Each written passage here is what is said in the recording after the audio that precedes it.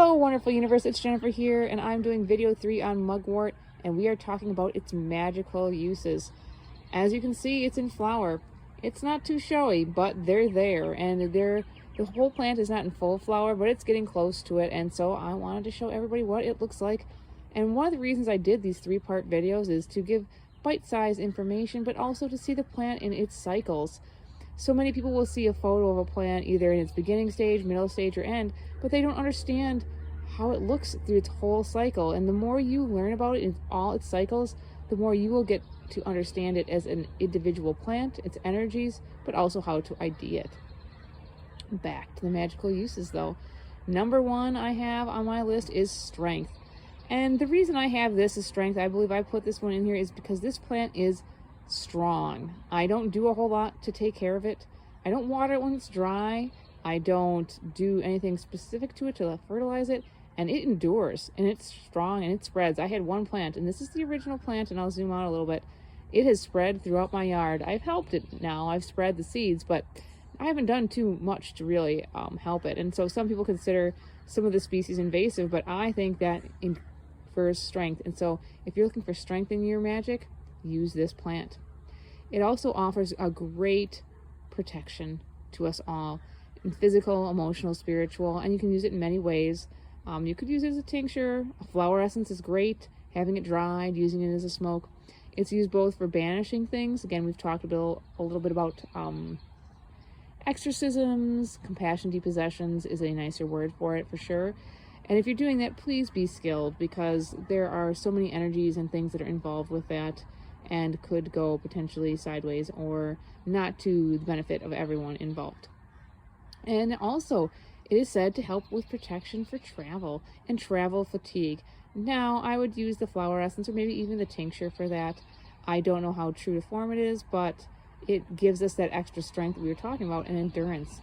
And some of the number 1 things you're going to hear a lot of people talking about: psychic abilities, astral travel. You can use it as a smudge before you go astral traveling to clear out your aura. And then I would actually use it, and also for protection. Coming back, clearing out that aura. You may have picked things up from your astral travels that you are unaware of, or maybe kind of waiting in the wings attached to your aura. Use this for astral travel if you are doing it, and hopefully you're doing it safely. Psychic powers, dreaming. So there's so many ways to use it. People will use it in dream pillows, using it as a spray, just keeping a sprig near them.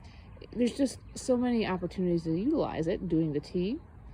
But once again, it's opening a door. And so when you're doing this, try to make sure you're staying grounded and rooted while you're doing these astral travels, or when you're opening your psychic abilities, because part of its ability is to help you make sure that you're rooted and grounded and you're seeing things clearly and you're not projecting, right? Sometimes we think things are happening and we run away with fantasies, right? Very Piscean.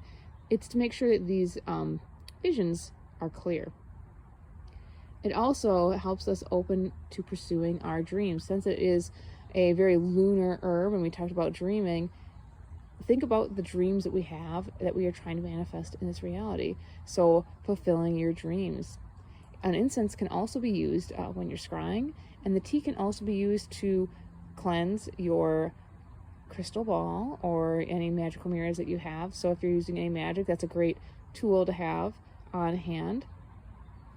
It's great for any adaptation and transitional spells, where there's things where you're calling in to be adapted and or transitioning and doing it with grace and ease.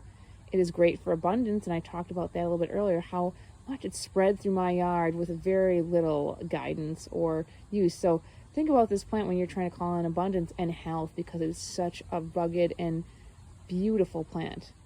It also, as the moon does, invites us to open up and accept things that are changing, and also to surrender.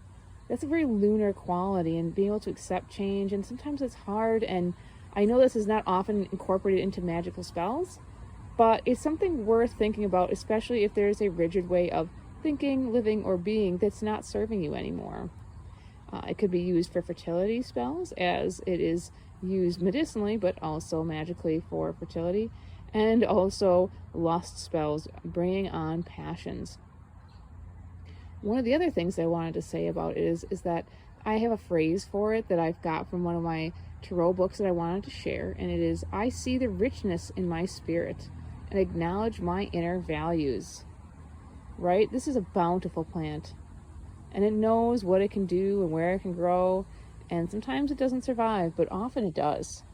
And it's hard to see. This is by far the biggest one that I have done, and it's probably a good, at the top, 5 feet tall, 4.5 feet. It's bushy, it's beautiful, it's bountiful, and I make beautiful head wreaths with it, and I dry it, I tincture it. It's just so versatile in its use, magically, medicinally, and by far it's been one of the most talked about herbs lately amongst TikTok and things for its ability to open up psychic abilities, and it truly does, but use it with respect and caution. With that, I hope you liked my series on all the magical medicinal plants that I did. This is the last one for this season. And if you like what I'm doing, hit like, subscribe, check out my website, Eureka Astrology and Healing, for my services that I offer, which is astrology readings and herbal consults, as well as tarot readings. May the stars guide you and the plants ground you. Ciao for now.